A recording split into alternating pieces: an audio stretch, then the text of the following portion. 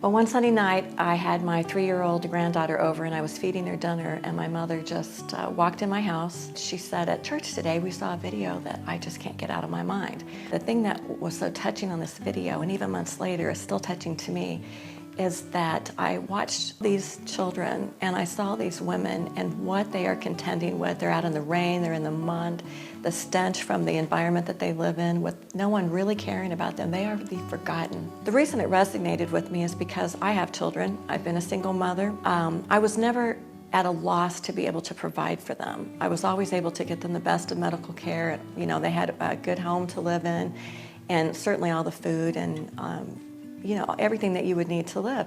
And so it resonated with me when I thought about what if I would have been born in Ethiopia. And it so moved me. I felt really a calling to do something for this organization. I was raised believing that to whom much is given, much is required. One of the things that I do know is that you can't outgive God. And so it has gotten to be a very fun experience for me to trust God with things that I feel He has laid on my heart, to go ahead and step out in faith and obedience and start giving. I don't believe that my business has succeeded because I'm good in business. I believe it succeeded because I do trust God, and I do know that, you know, in the Bible it says, as long as the earth remaineth, there will be a time of seed time and harvest.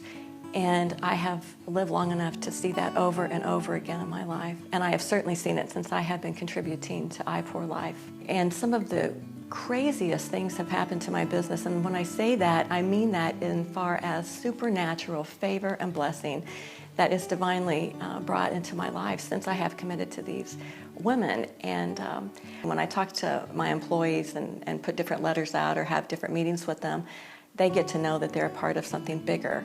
It's not just that they work and they make a living for their family, but whatever our business can do profit-wise is turned around, and we're sowing seeds in another country, in other people's lives.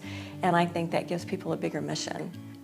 When I am up against the wall with either, you know, rain days or a completion date, or I'm looking for work or I need cash flow, it's so comforting to be able to text the women that run this organization, and they get the word to these women, and these women every day are lifting someone they've never even met in prayer every day. And I feel the power from those prayers. God is hearing and answering those prayers, and God has used someone as simple as me. And that moves me. The 10 by 10 program is a program where they take the women and they put them in groups of 10. They teach them a trade, and then those women are able to become self-supporting. And the thing that is so amazing to me is how grateful they are for the assistance. The thing that has been the most remarkable to me as I've gotten more familiar with these women is that they are very can-do in their spirit, and the women are empowered through this ministry.